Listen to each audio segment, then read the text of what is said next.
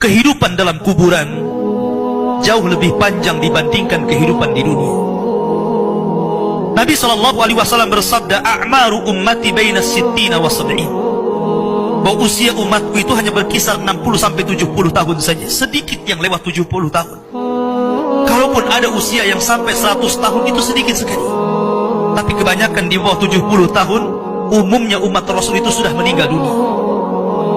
Tetapi ketika orang masuk ke dalam kuburan, usia dia di kuburan sampai kiamat ditegakkan itu panjang sekali. Anda bisa bayangkan, orang yang meninggal sejak zaman Nabi Adam sampai hari ini kiamat tidak dibangkit-bangkitkan, menunjukkan bahwa kehidupan kuburan jauh lebih panjang dibandingkan kehidupan dunia.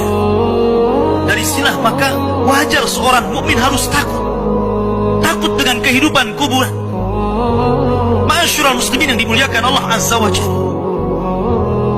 Tetapi para ulama mengatakan, apakah orang yang mendapatkan adab kubur itu munqati atau mustamir, terus menerus ataukah terputus? Kata para ulama, adab kubur itu hanya terputus dengan tiupan sangkakala Israfil. Ketika itulah Nabi SAW menceritakan bahwa Allah Subhanahu wa Ta'ala memerintahkan kepada Israfil untuk meniup sangkakala yang pertama.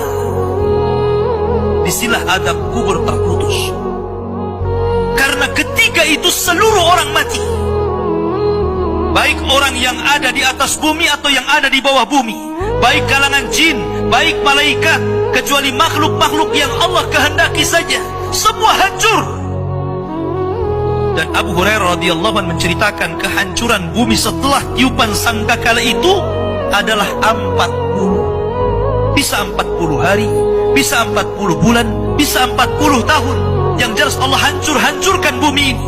Allah luapkan lautan ke daratan. Allah jatuhkan bintang. Allah hancurkan gunung sehingga seperti kapas yang dihempas angin. Itulah yang disebut dengan kehancuran alam atau hari kiamat. Baru setelah kemudian bumi tidak bulat lagi, tapi bumi terhampar. Allah ganti bumi yang kita pijak dengan bumi yang baru. Itulah yang disebut dengan padang mahsyar. Maka disitulah Allah Subhanahu wa Ta'ala memerintahkan Israfil untuk meniup sangkakala kebangkitan. Yang kedua kalinya Israfil pun kemudian meniup sangkakala.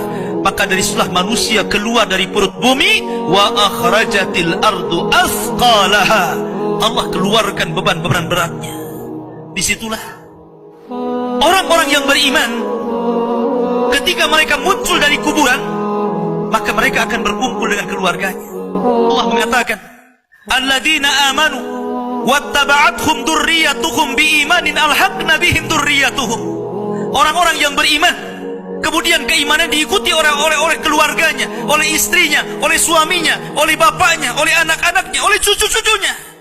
Maka ketika mereka dibangkitkan dari kuburan, mereka langsung berkumpul menjadi satu keluarga. Dan itu sebuah ketenangan. Tapi orang-orang di luar daripada beriman, mereka keluar dari perut bumi seperti dua binatang. Pertama Allah contohkan dengan laron yang berterbangan. Anda bisa melihat laron apabila terbang di atas lampu atau di sekitar lampu. Lihat bagaimana cara terbangnya. Mereka akan saling tubruk dengan kawan-kawannya. Karena pada hari itu anak lari dari orang tuanya, suami lari dari istrinya, orang tua lari dari anaknya. Terkadang mereka bertubruk satu dengan yang lainnya. Yang kedua seperti belalang kal jaradil muntashir. Pertama seperti laron dulu, lari sana lari sini, yang dari barat ke timur, yang dari timur ke barat, yang dari selatan ke utara, yang dari utara ke selatan. Mereka kacau sehingga mereka mengatakan, ya wailana man ba'atsana min marqadina. Celaka, siapa yang membangunkan aku dari tidurku? Tapi orang-orang yang beriman hanya mengatakan, hadza ma wa'adar rahman wa sadaqal mursalin. Inilah janji Allah kepada kalian dan benarlah ucapan para rasul.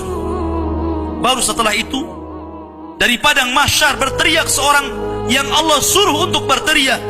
Mulailah kemudian mereka teratur. Maka mereka akan berjalan ke satu titik. Disitulah yang disebut dengan padang mahsyar.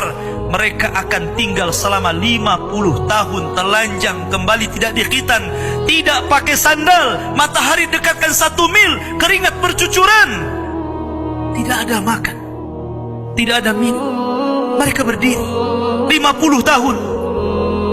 Sehingga akhirnya orang-orang saleh mereka berkumpul, datang kepada Adam minta syafaat. Adam memberikan udzur, tidak sanggup memberikan syafaat.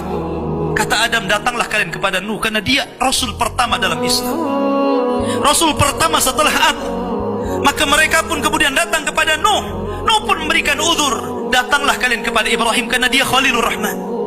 Maka mereka datang kepada Ibrahim. Kata Ibrahim, aku tidak sanggup berikan syafaat, datanglah kalian kepada Musa, karena dia Kalimur Rahman.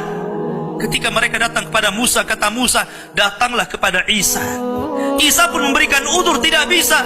Seandainya kalian datang kepada Muhammad sallallahu alaihi wasallam itu lebih baik.